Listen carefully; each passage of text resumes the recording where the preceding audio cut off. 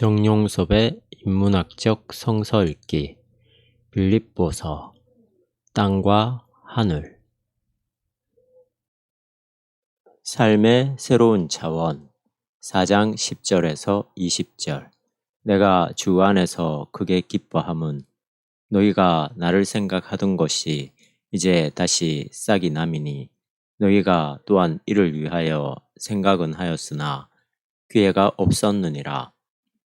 내가 궁핍함으로 말하는 것이 아니라 어떠한 형편에든지 내가 자족하기를 배웠노니 내가 비천에 처할 줄도 알고 풍부에 처할 줄도 알아. 모든 일에 배부르며 배고픔과 풍부와 궁핍에도 일체의 비결을 배웠노라. 내게 능력 주시는 자 안에서 내가 모든 것을 할 수 있느니라. 그러나 너희가 내 괴로움에 함께 참여하였으니 잘하였도다.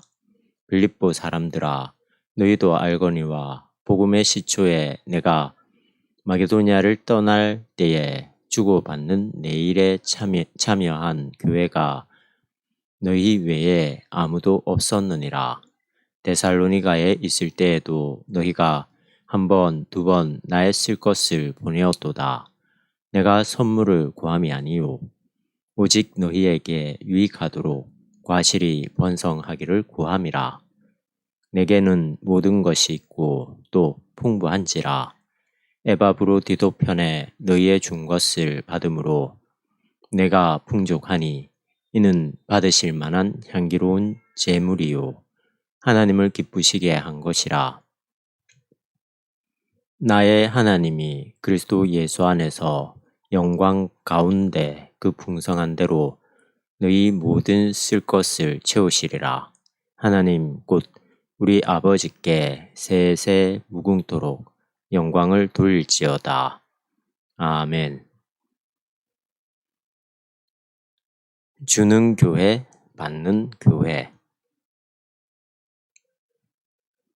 바울이 이 빌립보서를 쓰게 된 동기 중에 하나가 바로 빌립보 교회의 재정적인 도움에 대한 감사의 말을 전하기 위한 것입니다. 빌립보 교회는 감옥에 갇힌 바울에게 에바브로디도를 통해서 재정적인 도움을 주었으며 그 이전에도 여러 번 바울을 도왔습니다. 피역 세공 기술이 있었던 바울은 원래 자비량 선교를 원칙으로 삼고 있었지만 빌립보 교회의 지원을 기꺼이 받아들였습니다. 언제 재판이 끝나서 풀려나게 될지 모르는 상태에서 바울은 이 편지의 말미에 여러 번에 걸친 빌립보 교회의 재정적인 도움에 대해서 감사의 말을 전하지 않을 수 없었습니다. 여기서 우리는 초기 교회 안에 처음부터 교회끼리 상부상조하는 전통이 있었다는 사실을 배울 수 있습니다. 빌립보 교회만이 아니라 안디옥 교회도 예루살렘 교회가 어려움에 처했을 때 바울을 통해서 도움을 주었습니다. 교회가 교회를 물질적으로 돕는 일은 도덕적인 차원이 아니라 교회의 본질에 속하는 문제입니다. 교회가 그리스도의 몸이라는 점에서 교회 상호 간에 서로 돕는 일은 교회의 교회됨을 살리는 표징입니다. 만약에 같은 그리스도를 믿는다고 하면서도 이웃 교회의 어려움을 남의 일로 생각해서 모른 채 한다면, 더 나아가서 이웃 교회의 어려움을 이용하려 든다면 궁극적인 면에서 그리스도의 몸이기를 포기하는 것입니다. 결국 이 문제는 교회의 에큐메니칼 정신으로 모아집니다. 진정한 교회는 기본적으로 에큐메니칼을 지향해야 합니다. 하나의 교회, 친교하는 교회여야 합니다. 비록 기독교의 지난 역사가 분열의 상처로 얼룩졌다는 사실은 돌이킬 수 없다고 하더라도 이제는 그 상처를 회복시켜 나가야 할 때입니다. 만약 이런 분열을 당연한 것으로 간주하거나 혹은 그것을 자신들의 기득권을 확보하는 기회로 사용한다면 교회의 본질에서 크게 벗어나는 셈이 됩니다. 깊이와 여운이 있는 글쓰기의 지평을 연 이현주 목사님의 어느 글에서 다음과 같은 내용을 읽은 기억이 생각납니다. 이현주 목사님이 젊은 시절 목회 활동을 하고 있던 어떤 날, 지역의 후배 목사 한 사람이 끓여 먹을 쌀이 없다는 소식을 들었습니다. 자기도 어렵기는 매한 가지지만 그래도 쌀 한 말 팔아서 자전거 뒷좌석에 싣고 그 후배 목사의 집을 찾아 나섰습니다. 읍내를 가로질러 가는데 현재 신축 중인 대형 교회당 건물이 눈에 들어오는 것이었습니다. 그런데 그 교회당은 같은 교단에 속한 교회였습니다. 이현주 목사는 이 순간에 매우 당혹스러운 마음이 들었다고 합니다. 한쪽에서는 저녁 먹을 쌀도 제대로 없는데 다른 한쪽에서는 그 부근의 다른 건물을 압도하고도 남을 만한 대형 교회당을 건축하고 있다는 사실이 아무래도 불편했다는 것입니다. 교회당은 작을 수도 있고 클 수도 있지만 같은 교단의 목사들 사이에 선후배지간에 후배들이 굶을 정도라는 사실도 미처 알지 못하고 지내는 그 상황을 받아들이기 힘들었다는 것입니다. 한국 교회 안에 이런 일은 별로 희귀한 게 아니라 일상적입니다. 우리가 재정적인 면에서도 진정한 교회 일치를 이룰 수 있는 때가 언제 올는지 몹시 기다려집니다. 제가 알고 있기로는 전국 교회 중에서 3분의 1 정도가 미자립 상태라고 합니다. 재정적으로 자립하지 못하는 이들 대다수의 교회는 다른 교회로부터 선교비 명목으로 도움을 받습니다. 따라서 대도시의 중대형 교회들은 1년 경상비의 상당한 부분을 이런 미자립 교회를 지원하는 데 사용합니다. 이런 전통은 매우 귀한 일이라고 생각합니다만 경우에 따라서는 미자립 교회를 도와주는 일에서도 불미스러운 모습이 보입니다.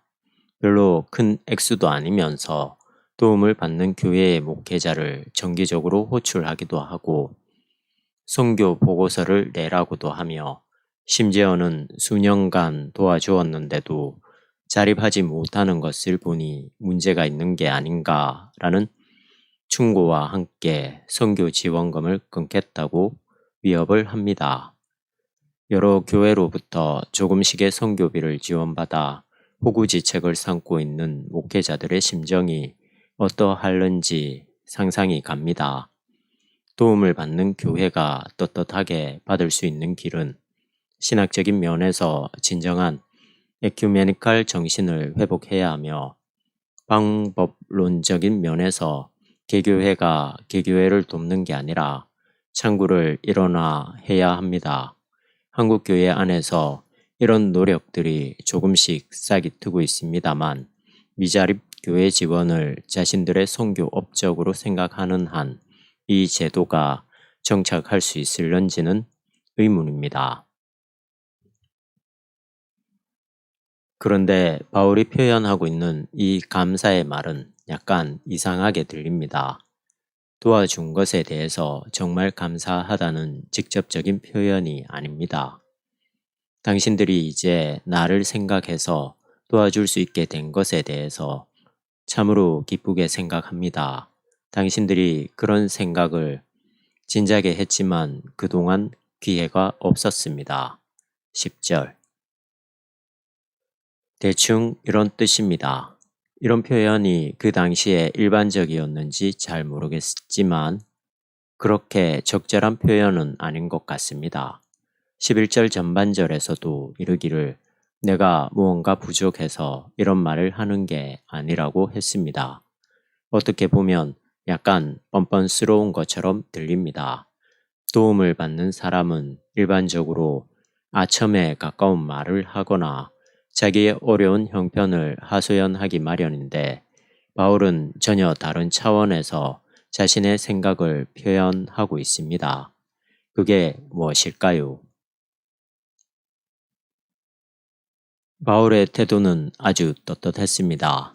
하나님의 일에 몰두해 있는 사람답게 물질이 오가는 일에서도 아무런 거리낌이 없었습니다. 우리가 살아가는 인간 세상이라는 게 이런 주고받는 관계에서 흑막이 생기고, 그러다 보면 한쪽 편에서는 비굴해지고 다른 편에서는 오만불손해지기 마련입니다. 그래서 사람들은 꾸지도 말고 꾸어주지도 말고 사는 게 최선이라고 생각합니다. 이렇게 이웃과의 관계를 끊고 사는 게 오히려 마음이 편할 테니까 말입니다. 그러나 하나님의 나라가 오기 전까지는 도움을 받아야 할 사람들이 없을 수 없기 때문에 돕는 일과 도움을 받는 일은 계속 일어나야 합니다. 다만 도움을 받는 사람들이 오늘 본문의 바울처럼 떳떳할 수 있는 풍토와 제도가 필요합니다. 현실 사회주의가 막을 내린 다음부터, 그리고 북한에 계속되는 흉년과 경제 악화로 인해서 많은 주민들이 생존의 위험에 빠졌다는 소식을 들은 다음부터 남한은 정부 차원만이 아니라 시민단체 및 종교단체가 중심이 되어서 적지 않은 경제 지원 사업을 벌였습니다. 얼마 전까지만 해도 공산당은 하나님을 부정하는 집단이기 때문에 마귀 자식들이라고 매도하던 남한교회가 어느 사이에 북한에 대해서 동정심을 느끼고 도움의 손길을 뻗쳤다는 것은 만시지탄이지만 그래도 다행입니다. 그러나 이런 도움이 자신의 도덕적 만족감에서 시작되었다면, 혹은 우리 체제의 우월감을 내보이려는 속셈이라면 얼마 가지 않아서 이런 노력들이 싸늘하게 식어버릴 것입니다. 지원 방식에서도 북한 주민들이 열등감을 느끼지 않도록 세심한 배려를 해야만 합니다. 혹시라도 졸부근성에서 우리의 경제적 힘과 도덕심을 짐짓 보여주려는 듯한 태도가 있어서는 결코 안 됩니다. 우리의 마음이 사랑으로 움직이는 게 아니라면 아무리 그럴듯하게 보이는 행위라 하더라도 아무것도 아닙니다. 고린도전서 13장. 남한과 북한이 공동 운명체라는 사실을 깊이 새기고 동정심이 아니라 속에서 우러나오는 마음으로 아무 거리낌 없이 서로 돕고 도움을 받읍시다. 도움을 받고 있던 처지에서 바울이 이렇게 당당하게 말할 수 있었던 이유는 아마 그만큼 빌립보 교회를 신뢰하고 있었기 때문이 아닐까요? 아무리 순수한 마음이라고 하더라도 상대방이 그것을 받아들일 만한 준비가 되어 있지 않으면 그게 통하지 않습니다. 그런데 여기서 노파심으로 한마디 덧붙일 말이 있습니다. 도움을 받는 사람들이 누구나 모두 바울 같은 태도를 취하면 안 된다는 사실입니다. 자신을 도와준 이웃에게 진심에서 우러나오는 감사의 말이 아니라 그게 모두 하나님의 뜻에 따라서 일어났기 때문에 하나님께 감사한다고 말한다면 그것은 바울만이 갖고 있는 순전한 마음을 자기에 대한 변명으로 오용하는 것입니다.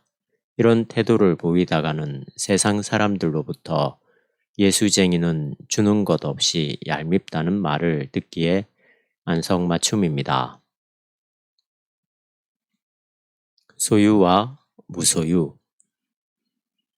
바울은 자신이 궁핍하기 때문에 빌립보 교회의 재정적인 도움에 대해 이러쿵 저러쿵 말하는 게 아니었습니다. 11절. 예수 그리스도의 십자가와 부활에만 삶을 집중시키고 있는 그는 근본적으로 이런 문제에서 벗어난 사람이었습니다. 그렇습니다. 궁핍하다는 사실에 묶여있는 사람은 도움을 주고받는 문제에서 이렇게 당당하거나 자유로울 수 없습니다.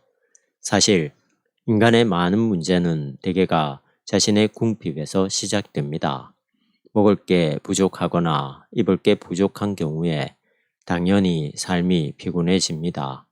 인간의 생존을 위협하는 이런 절대적인 궁핍은 그 근본 원인이 해결되어야 인간이 살아갈 수 있습니다. 이런 절대적인 궁핍이 해결되지 않으면 인간은 어쩔 수 없이 폭력적인 방법을 찾게 됩니다. 빅토르 위고의 레미제라블에 나오는 장발장은 이런 절대 궁핍으로 인해서 빵을 훔치다가 감옥 생활을 시작합니다. 그러나 다른 한편으로 현대인들은 이런 절대 궁핍이 아니라 상대적인 궁핍 안에서도 여전히 궁핍하다는 기분에 빠져듭니다. 좀 더 사실적으로 말하자면 물질적으로 풍부한 가운데서 느끼는 정신적인 궁핍이라고 할 수 있습니다. 제가 잠시 경험한 바에 의하면 독일의 개인주택에는 대개가 지하실이 있는데 그곳에는 많은 먹거리들이 저장되어 있습니다. 대형 냉장고 안에는 각종 식품들이 냉동 상태로 보관되어 있으며 포도주와 맥주, 주스, 각종 식료품들이 넉넉하게 쌓여 있습니다. 추측컨대 전쟁을 많이 겪은 사람들로서 만약의 경우에 대비한 비상식량인 것 같습니다. 독일의 가정처럼 오래 버틸 수 있는 먹거리가 지하 창고에 쌓여 있다고 해서 정말 마음이 넉넉할까요? 독일만이 아니라 대한민국 사람들도 그렇게 궁핍하게 살아가지는 않습니다. 상류층은 접어둔다고 하더라도 30평 아파트에서 4식구가 그럭저럭 살아가는 보통 가정도 역시 옛날과 비교할 때 왕보다 훨씬 넉넉하게 삽니다. 사시사철 따뜻한 물이 나오고 냉난방이 잘 되어 있습니다. 약간만 성실하게 노력하면 문화생활도 가능합니다. 그런데 오늘 우리는 이처럼 실제로는 전혀 궁핍하지 않은데도 불구하고 궁핍하다는 마음에서 결코 벗어나지 못하고 살아가는 것 같습니다. 그렇지 않다면 개인이나 국가나 이렇게 돈 버는 일에만 정신을 빼앗기며 살아갈 까닭이 없습니다. 무언가 불안하니까 돈 버는 일에만 치우치고 있다는 말씀입니다. 인간의 궁핍감은 인간을 초조하고 비굴하게 만듭니다. 이것은 반대로 부자들을 교만하게 만듭니다. 사람들이 돈 앞에서 비굴하게 사니까 돈이 막강한 힘을 발휘하는 것이지 만약 돈이 많지 않아도 별로 궁핍하다고 생각하지 않는다면 아무리 돈 많은 사람이라 하더라도 그것으로 교만하게 굴지는 못할 것입니다.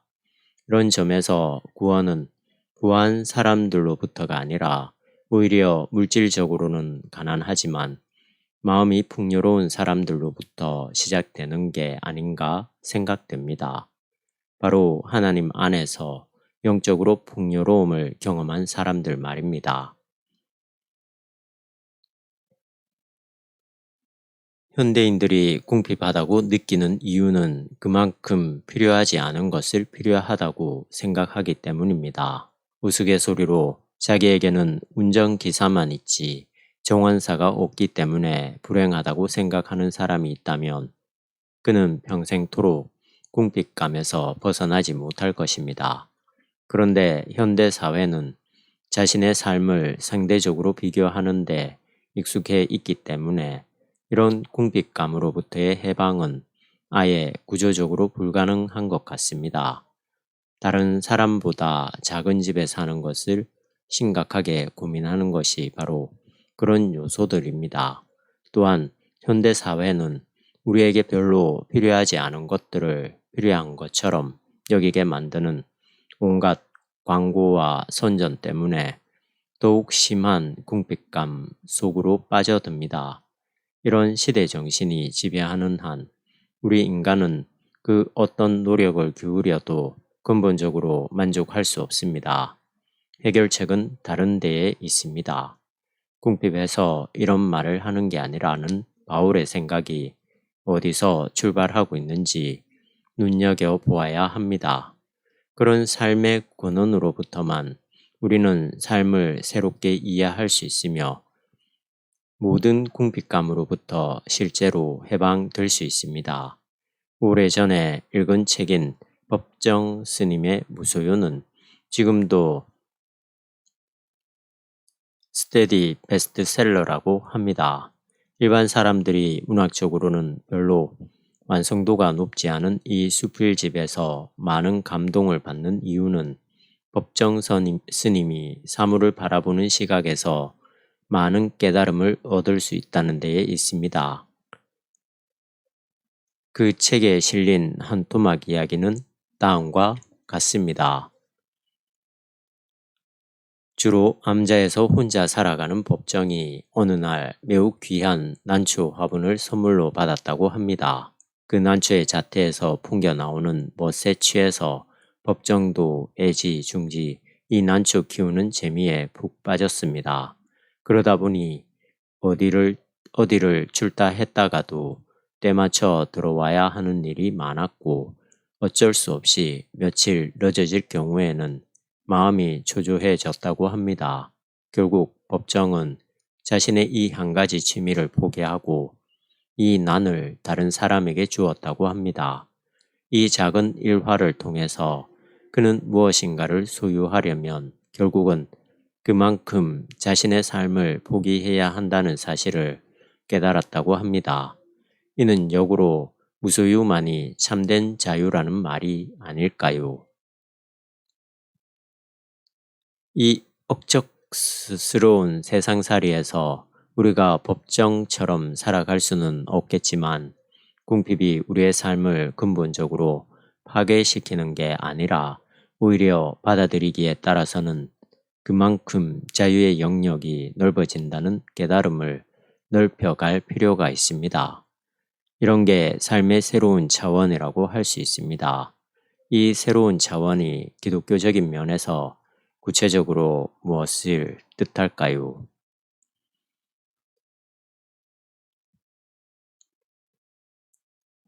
자기 초월. 바울은 자신이 어떤 형편에 처하든지 자족하기를 배웠다고 말하면서 자신의 심정을 시적인 운율에 맞따라서 이렇게 표현합니다. 12, 13절. 나는 가난할 수도 있네. 나는 부할 수도 있네.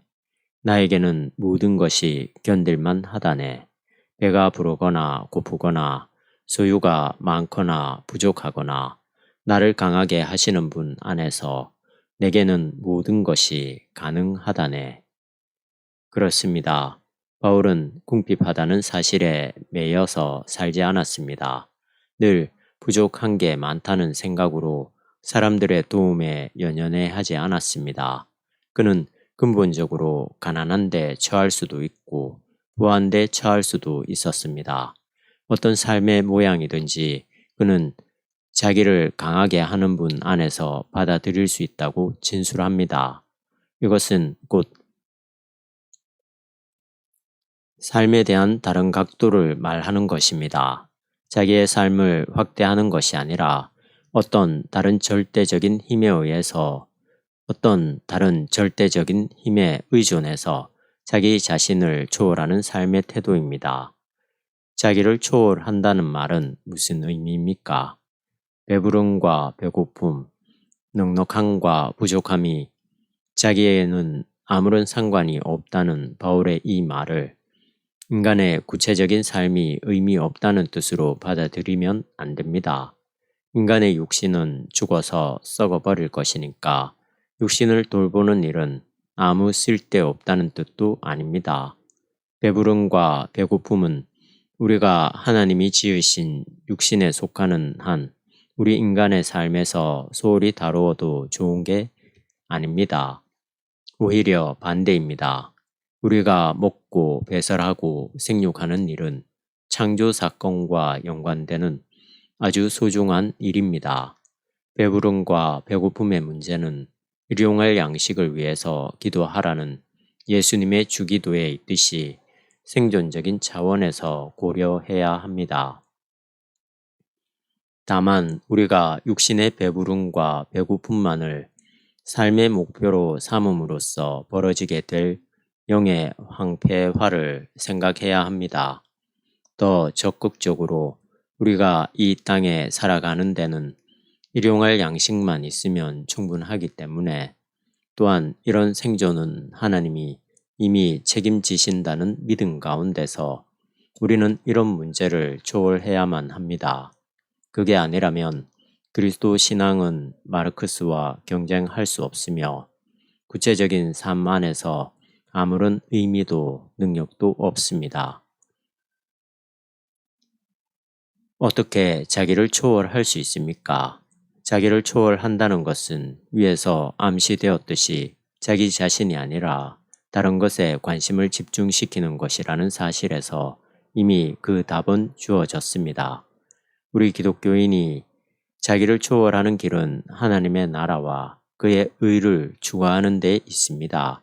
하나님의 나라가 가까이 왔으니 회개하라는 예수님의 말씀에 따라서 우리의 궁극적인 관심을 하나님의 나라에 둠으로써 우리는 자기 자신으로부터 초월할 수 있습니다.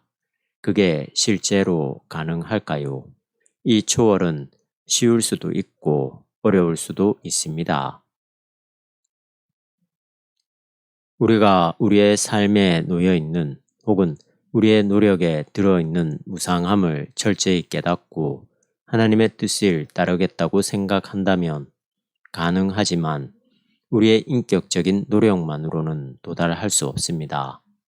결국 삶의 방향을 돌리라는 뜻의 메타노이아, 회개만이 하나님의 나라에 들어갈 수 있는 길인 것처럼 땅에 대한 관심으로부터 하늘에 대한 관심으로 삶의 방향을 선회하는 것만이 자기를 초월할 수 있는 길입니다. 여기서 한 가지 질문만 더 보충하도록 합시다. 초월의 목표는 무엇입니까? 바울은 빌립보 교회의 재정 지원에 대한 감사의 말을 전하면서 이러한 돕는 일을 통해서 하나님께 영원히 영광을 돌리라고 결론을 맺습니다. 20절. 배부름과 배고픔까지도 뛰어넘었던 바울의 궁극적인 관심은 하나님의 영광이었습니다. 무의자연으로 돌아가자는 동양사상처럼 자기 존재를 극히 가볍게 여기는 정도에서 머무는 게 아니라 하나님의 영광이 바로 삶의 목표였습니다. 물론 인간의 무의는 나름대로 인간의 삶을 높은 차원으로 승화시켜 주기는 합니다만 그것은 자연에 이르는 일종의 원리일 뿐이지 그런 원리를 가능하게 하는 그리고 그 원리를 깨어버리는 방식으로 우리를 찾아오시는 하나님에게 이르는 바른 길이 아닙니다.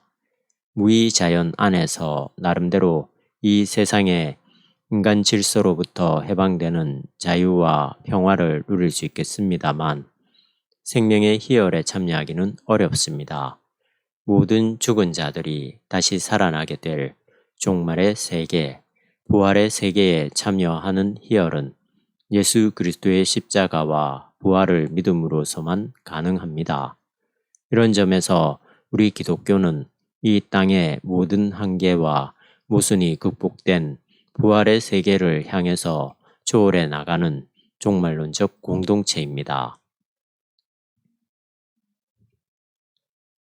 자기 자신에게만 온 신경을 곤두세우고 살아가는 오늘날 하나님에게 영광을 돌린다는 거대한 환상 가운데서 재정적으로 서로 돕는 일에 모범을 보여준 바울과 빌립보 교회로부터 무엇을 배워야 합니까?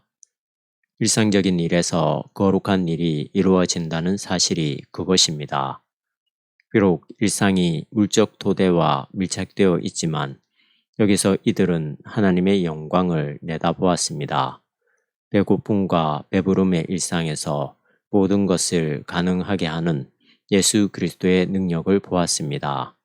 일상에 숨어있는 하나님의 손길을 느끼며 살아야 합니다. 그것은 비밀입니다.